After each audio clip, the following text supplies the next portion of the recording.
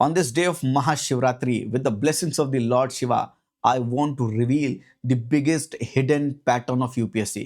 Pre में UPSC एक pattern पर काम कर रहा है, उस पैटर्न के अकॉर्डिंग क्वेश्चंस आते हैं, वो थीम पर क्वेश्चन आते हैं जिनको आम लोग, आम स्टूडेंट कभी आइडेंटिफाई नहीं कर पाता कि यूपीएससी इन्हीं पर सवाल क्यों पूछ रहा है। 2025 के प्री में इंडियन रेलवे से सवाल पूछे जाने की क्या प्रोबेबिलिटी है, पंचायती राज से सवाल क्यों पूछा गया, कॉप से सवाल क्यों पूछा गया, ऐसे न जाने कितने क्वेश्चन, 15 क्वेश्चन, अप्रॉक्स 30 मार्क्स के क्वेश्चन प्री 2025 में इसी पैटर्न से पूछे गए। इस पैटर्न के बारे में मैंने पिछली बार प्रिडिक्ट द इनप्रेडिक्टेबल सीरीज में डिस्कस किया था और इस पैटर्न के according important topics, Indian railway के टॉपिक भी मैंने आपको बताया था और भी कई ढेर सारे टॉपिक, पंचायती राज के ऊपर जो सवाल आया वो टॉपिक भी मैंने बताया था। इसी पैटर्न के अकॉर्डिंग मैं आपको 2026 के प्री के लिए आज एक इंपॉर्टेंट टॉपिक बताऊंगा और इस पैटर्न के बारे में मैं आपको समझाना चाहूंगी। ये पैटर्न है क्या, देखिए समझिए सिंपल लैंग्वेज में। यूपीएससी थीम्स को रिपीट करता है, पर जब पंचायती राज से सवाल पूछ रहा है, पंचायती राज इंस्टीट्यूशन से सवाल पूछने की वजह क्या है भाई? 1993 में जो पूछा गया, 30 इयर्स का लिंकेज भी तो नहीं लगा सकते हैं, फिर भी 2025 के प्री में सवाल क्यों पूछा गया, इसका मैं लॉजिक आपको समझाता हूं। अगर लैंग्वेज से सवाल 2024 में पूछा गया तो लैंग्वेज से सवाल 2024 में पूछा क्यों गया, इन सब का एक लॉजिक है, एक पैटर्न है। समझिए मैं किस पैटर्न के बारे में बात कर रहा हूं और 2026 में कैसे वो इंपॉर्टेंट टॉपिक आप आइडेंटिफाई कर सकते हैं। यूपीएससी थीमेटिक चलता है। 1995 के प्री में जो थीम्स यूज की हैं वही यूपीएससी ने 2005 में यूज की हैं, वही थीम्स 2015 में यूज की हैं और उन्हीं थीम के ऊपर क्वेश्चन 2025 में आया।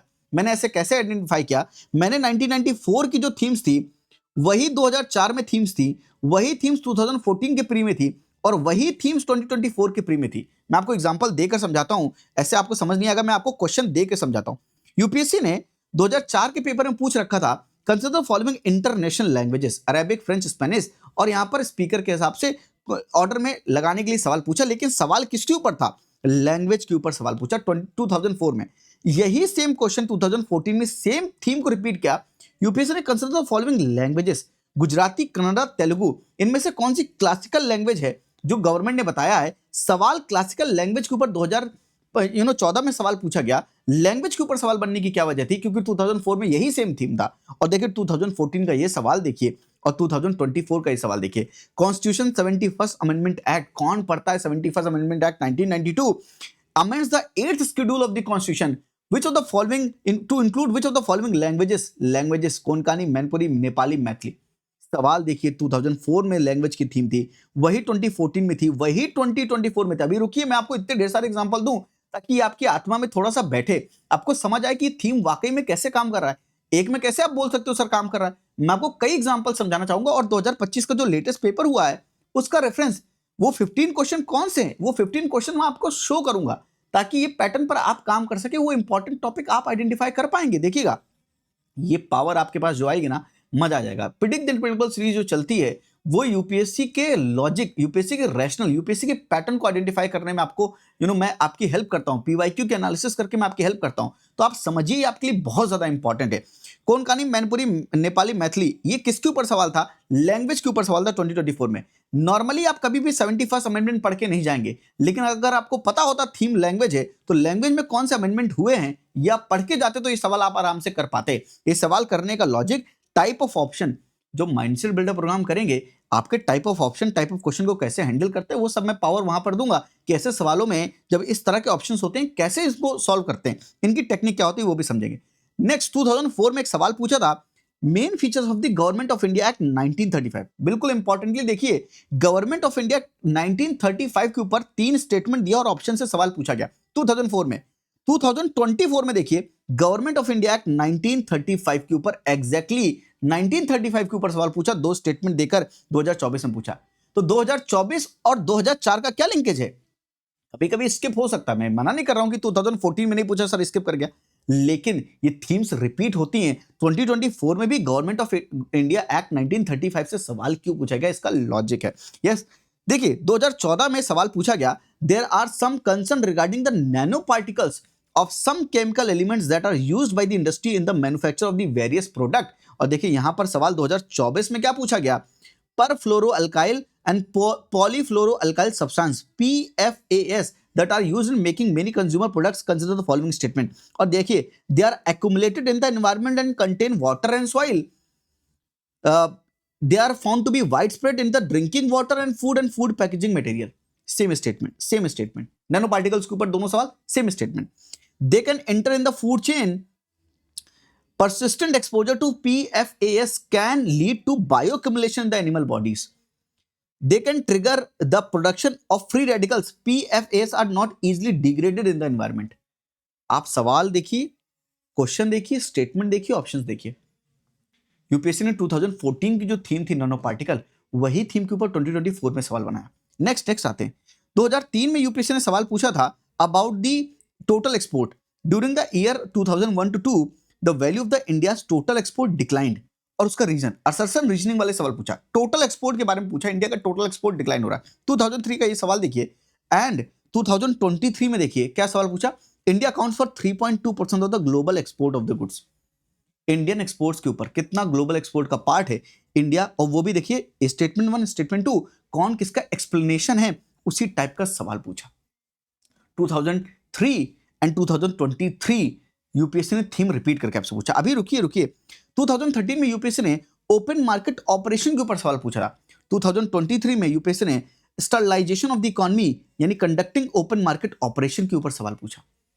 ओपन मार्केट ऑपरेशन के ऊपर सवाल पूछा, सेम सवाल सेम लॉजिक। ये तो मैं बहुत क्लोज चूज करके आपके लाऊं कि एग्जैक्ट जो पैटर्न में बैठते हैं, पेरीफेरी में भी और बैठते हैं, पर मैं आपको उनको लगाऊंगा, आप कहोगे सर ये कैसे लॉजिक में बैठ रहे हैं, इसलिए मैं आपको एग्जैक्ट दिखा रहा हूं। आपको यहां पर देखिए 2003 में सवाल पूछा था प्रेसिडेंशियल इलेक्शन के इलेक्टोरल कॉलेज के ऊपर सवाल पूछा था, और देखिए यही सेम सवाल 2003 में जो ये सवाल पूछा है वैल्यू ऑफ द वोट के ऊपर, सवाल देखिए 2023 का प्रेसिडेंशियल एड्रेस के ऊपर सवाल पूछा, और यहां पर भी value of the vote of the MLA, value of vote of each MLA, और ये देखिए 2023 का सवाल है प्रेसिडेंशियल एड्रेस इलेक्टोरल कॉलेज और वैल्यू ऑफ द वोट के ऊपर सवाल जो बना था। क्या 2003 में ये जो थीम थी यही सेम थीम देखिए 2023 में वही सेम क्वेश्चन, थीम नहीं टॉपिक, एग्जैक्ट टॉपिक के ऊपर यूपीएससी ने सवाल भी पूछा। आपको समझना पड़ेगा, जो मैं आपको लॉजिक बता रहा हूं ये बहुत मेहनत करके मैंने ढूंढा है, इसको समझिए और इसको यूटिलाइज कीजिए अपनी प्रिपरेशन में। 2003 में चार्टर एक्ट ऑफ 1833 के ऊपर सवाल बना था, which of the following provisions not made in the charter act 1833। 2023 में सवाल देखिए कि कौन से एक्ट से गवर्नर जनरल ऑफ बंगाल को गवर्नर जनरल ऑफ इंडिया बनाया गया था, चार्टर एक्ट 1833। चाहे सवाल पूछा और जवाब चाहिए, चाहे पूछा कि प्रोविजन क्या था, कौन सा एक्ट था, 1833। 2003 2023, I hope you are getting my point. और ये लॉजिक से मैंने पिछली बार बोला था कि देखिए प्रोबेबल टॉपिक 2025 के लिए प्री के लिए क्या हो सकता है। 1995 में लोकल गवर्नमेंट के ऊपर सवाल पूछा गया था। 2005 में part 9 of the constitution of India contains provisions for the panchayat was inserted by this amendment. Panchayat के ऊपर सवाल बना था, म्युनिसिपल कॉर्पोरेशन के ऊपर, म्युनिसिपैलिटीज के ऊपर सवाल बना था 2005 में। 2015 में भी सेम थी, पंचायती राज सिस्टम का फंडामेंटल ऑब्जेक्ट क्या है, people participation in development, political accountability, democratic decentralisation, financial mobilisation. 2015 में भी सेम थीम, कौन सी, पंचायती राज इंस्टीट्यूशन। क्या 2025 में थीम से सवाल आएगा? ये मैंने बताया था कि 1995 का थीम 2005 में रिपीट हुआ, वही सेम थीम 2015 में रिपीट हुआ। क्या यही सेम थीम पंचायती राज इंस्टीट्यूशन से सवाल पूछा जाएगा? आइए मैं आपको दिखाता हूं क्या सवाल पूछा गया या नहीं पूछा गया, ताकि आपके भी दिमाग खुले और मैं आपको बाकी सारे सवाल भी दिखाना चाहूंगा। Let me just show you that question. इसी क्वेश्चन बात कर रहे हैं। 1995 में लोकल गवर्नमेंट के ऊपर सवाल, 2005 में पंचायती राज इंस्टीट्यूशन, 2015 में fundamental object of the Panchayati Raj system. क्या 2025 में सवाल पूछा गया? जब मैंने बोला था लोकल सेल्फ गवर्नमेंट सवाल पूछा जाएगा और इस लॉजिक से पूछा जाएगा, तो फिर पूछा कैसे नहीं जाता? Panchayat at the intermediate level exist in all the state to be eligible to be the member of the panchayat, chief minister of the state panchayat. तीनों स्टेटमेंट पंचायत के ऊपर सवाल यूपीएससी ने पूछा 2025 के प्री में। अगर लॉजिक गलत हो तो मुझे बताइएगा। सिर्फ एक सवाल नहीं पूछा 2025 में, और मैं सवाल माइंडसेट बिल्डअप प्रोग्राम जो लॉन्च किया था 2025 के प्री के लिए, उसमें मैंने ऐसे इंपॉर्टेंट टॉपिक बहुत ढेर सारे बताए थे और वो बहुत ढेर सारे टॉपिक पूछे गए। मैं बताता हूं कौन से टॉपिक पूछे गए। उससे पहले बता दो, ये जो माइंडसेट बिल्डअप प्रोग्राम है, ये प्रिडिक्ट द अनप्रेडिक्टेबल सीरीज जो हो रही है, माइंडसेट बिल्डअप प्रोग्राम का ही प्रिडिक्ट द अनप्रेडिक्टेबल सीरीज में 5 से 10% मैं दे देता हूं फ्री ऑफ कॉस्ट, ताकि आपका भी माइंडसेट बनता रहे। और इस महाशिवरात्रि यानी आज के दिन 15 फरवरी के दिन महाशिवरात्रि के इस पावन उपलक्ष्य पर प्रीलिम्स माइंडसेट बिल्डअप प्रोग्राम शुरू हो रहा है। आज एक वीडियो पड़ जाएगी, वहां पर आज एक वीडियो डल जाएगी जहां पर मैं एग्जामिनर के माइंडसेट को बताऊंगा। इस प्रोग्राम में क्या क्या होगा वहां पर डिटेल में है, आप www.hoptoshan.com पे जा सकते हैं। इंपॉर्टेंट थीम्स, पीवाईक्यू का कैसे एनालिसिस करेंगे, कैसे ब्रह्मास यूज करते हैं, टाइप ऑफ क्वेश्चन क्या होते हैं, टाइप्स ऑफ ऑप्शंस क्या होते हैं, कैसे यूज करते हैं लॉजिक। साथ में आपको ये समझ में आना चाहिए कि किस पैटर्न के टाइप के क्वेश्चन कौन से सब्जेक्ट में किस पैटर्न के सवाल पूछता है। हिस्ट्री में वन लाइनर ज्यादा पूछता है, तो ज्योग्राफी में एक्सप्लेनेशन बेस्ड सवाल ज्यादा पूछता है। कौन से सब्जेक्ट में किस टाइप के सवाल पूछते हैं ये भी समझ में आना चाहिए।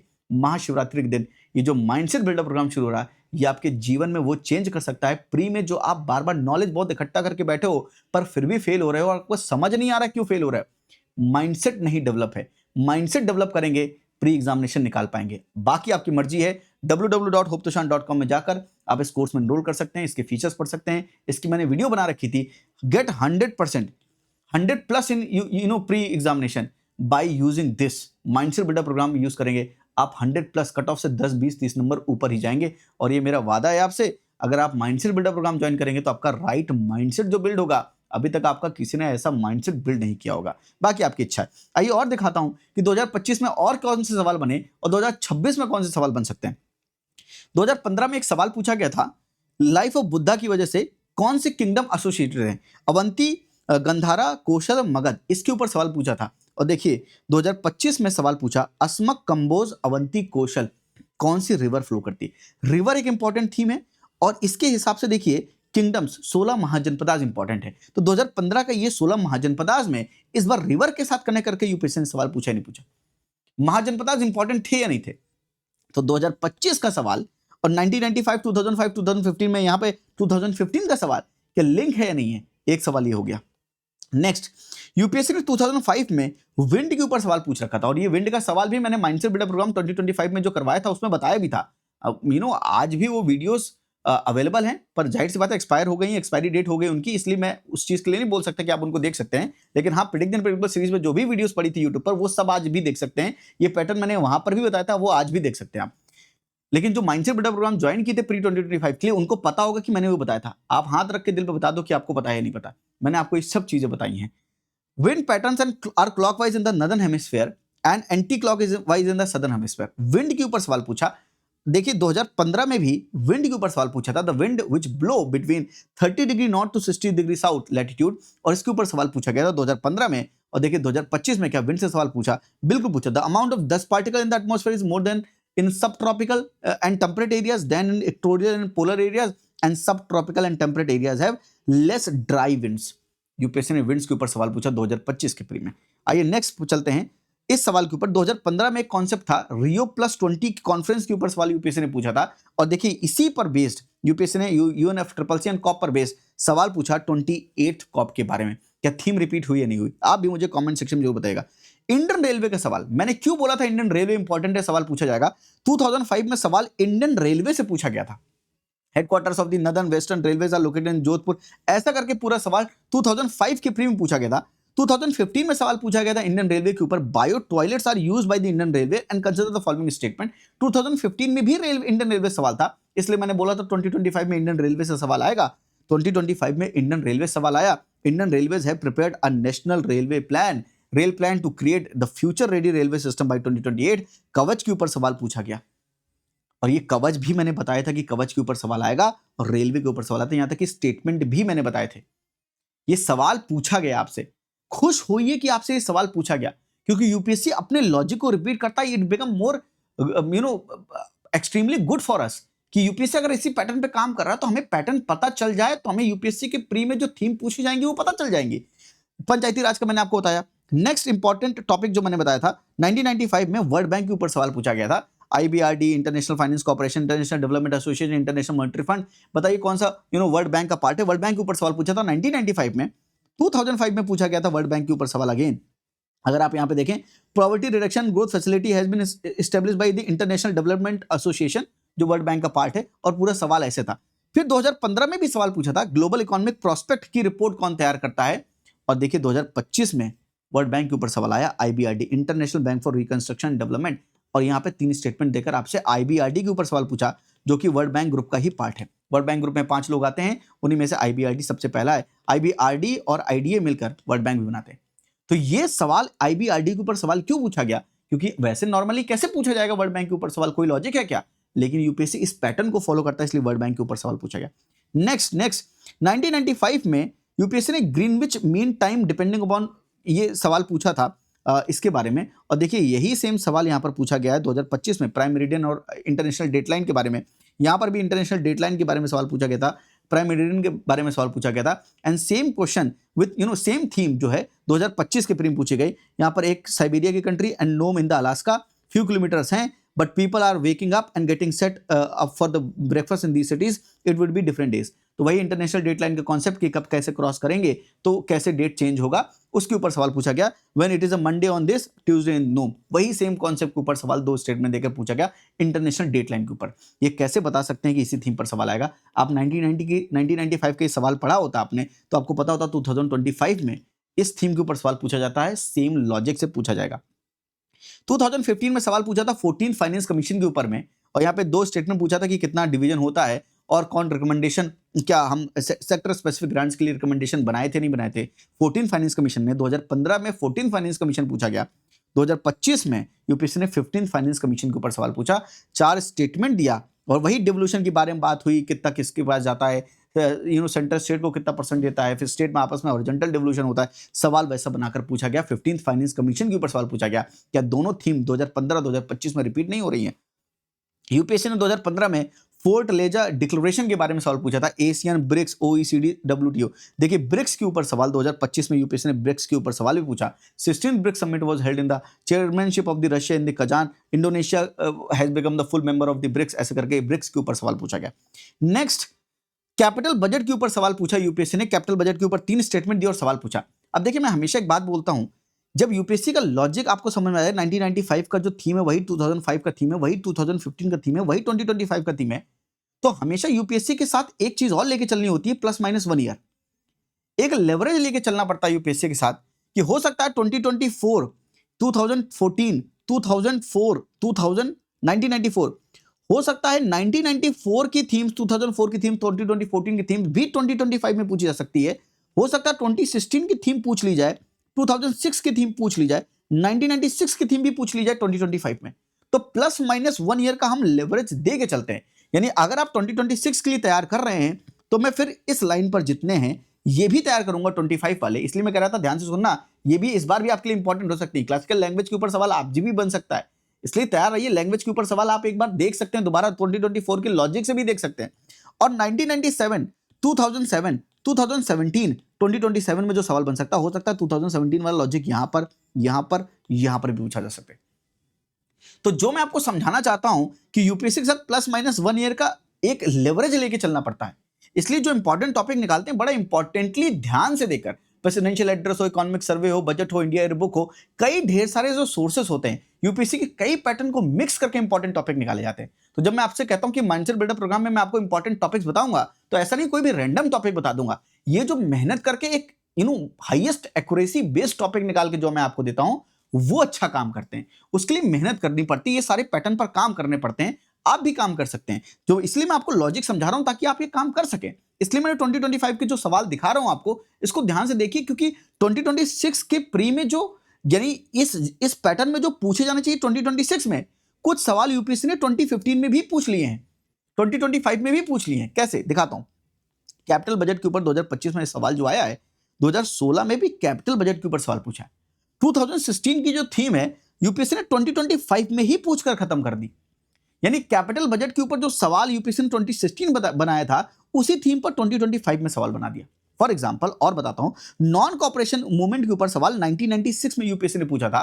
1996 के हिसाब से 2026 में पूछा जाना चाहिए था, पर यूपीएससी ने 2025 में पूछकर खत्म कर दिया नॉन कॉपरेशन मूवमेंट के ऊपर सवाल। नॉन कॉपरेशन मूवमेंट के ऊपर सवाल। नेक्स्ट 2016 में यूपीएससी ने आराघट्टा के ऊपर पूछा था। इसी थीम के ऊपर यूपीएससी ने पूरा सवाल पीवाईक्यू रिपीट करके पूछा आराघट्टा के बाद। सेम 2026 में पूछना चाहिए था, 2025 में पूछ के खत्म किया। इसलिए मैं कह रहा था +-1 ईयर का लेवरेज लेके चलता हूं मैं। 2016 में यूपीएससी ने वायरस किसको इन्फेक्ट कर सकते हैं, बैक्टीरिया, फंगाई, प्लांट्स को इन्फेक्ट कर सकते हैं। इसी पर पीवाईक्यू को रिपीट करते हुए आप कहेंगे कि सर बता दो कौन कौन से पीवाईक्यू 2025 में रिपीट हुए हैं। अप्रॉक्स 25 क्वेश्चन जो थे प्री 2025 के थे, रिपीटेड क्वेश्चन थे। मैं बताऊंगा आपको, लेकिन आप इंटरेस्ट होगा तो बताऊं। मेहनत करो, पसीने निकल रहे, तो मेहनत करनी पड़ती है, आपको लगातार बोल के समझाना पड़ता है। ऐसा नहीं ये आप भी करके देखिएगा फिर कभी, आपको लगे बड़ा हल्का काम है तो।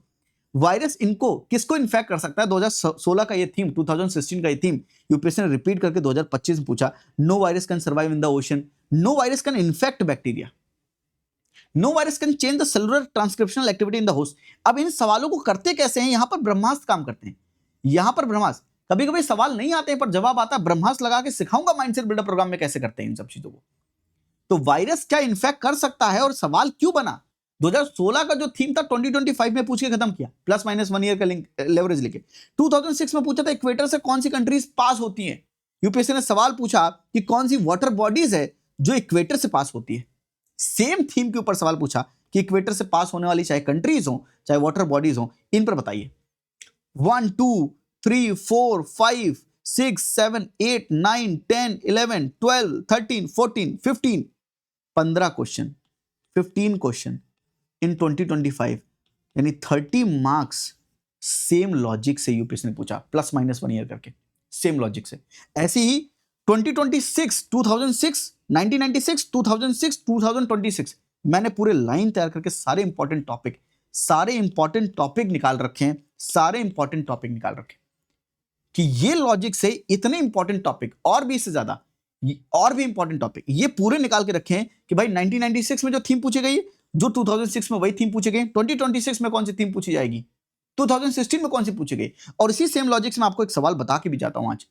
1996 में यूपीएससी ने वर्ल्ड ट्रेड ऑर्गेनाइजेशन के ऊपर सवाल पूछा था। WTO is not a redundant body, ऐसा ऐसा न्यूज आर्टिकल आते रहते हैं कि उससे आपको लगता होगा बड़ी इंपॉर्टेंट बॉडी नहीं है, ये नहीं पढ़ के जाएंगे तो काम चल जाएगा। लेकिन WTO इस बार इंपॉर्टेंट है। क्यों? लॉजिक बताता हूं, लॉजिक सुनिएगा, आप खुद बताइएगा कि इंपॉर्टेंट है कि नहीं। 1996 में WTO के ऊपर सवाल था, 4 स्टेटमेंट एंड सवाल। 2006 में भी यूपीएससी ने WTO के ऊपर सवाल पूछा था। According to WTO India share in the world merchandise export 2% in the year 2005। हो सकता है टोटल गुड्स एक्सपोर्ट के बारे में, इंपोर्ट के बारे में, एक्सपोर्ट इंपोर्ट के बारे में भी सवाल पूछता है, इकोनॉमिक सर्वे से उठा के इसी पर सवाल पूछ ले। ये WTO के अकॉर्डिंग भी पूछ सकता है क्या है। तो WTO के ऊपर सवाल पूछा गया है 2006 में, और यही सेम थीम 2016 में भी रिपीट की है। In the context which of the following do you sometimes find the terms amber box, blue box, green box subsidy.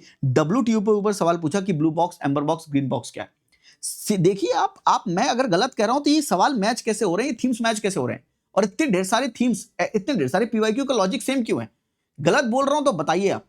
1996 में WTO के ऊपर सवाल, 2006 में WTO के ऊपर सवाल, 2016 में WTO के ऊपर सवाल, क्या 2026 में WTO के ऊपर सवाल बन सकता है? बिल्कुल बन सकता है। ऐसे ही सिर्फ ये नहीं, 1996, 2006, 2016 नहीं, हो सकता है 1997, 2007, 27 में जो पूछा जा रहा हो वो टॉपिक भी निकाल के दूंगा माइंडसेट बिल्डर प्रोग्राम में। 2025 में, 2005 में, 2015 में जो ऑलरेडी हो चुके हैं और जिनसे सवाल नहीं पूछा, जो बचे हैं, हो सकता है 2026 के प्री में पूछे वो टॉपिक से, वो थीम से सवाल पूछे। ये मेहनत करनी पड़ती है जी, ये मेहनत करके ऐसे लगाना पड़ता है कि भाई कौन से इंपॉर्टेंट टॉपिक है, कितने प्रीवियस 1996, 1995, 1994 के पीवाईक्यू निकालने पड़ते हैं। ये पैटर्न के अकॉर्डिंग आपको इंपॉर्टेंट टॉपिक समझने पड़ेंगे, इंपॉर्टेंट थीम समझनी पड़ेगी।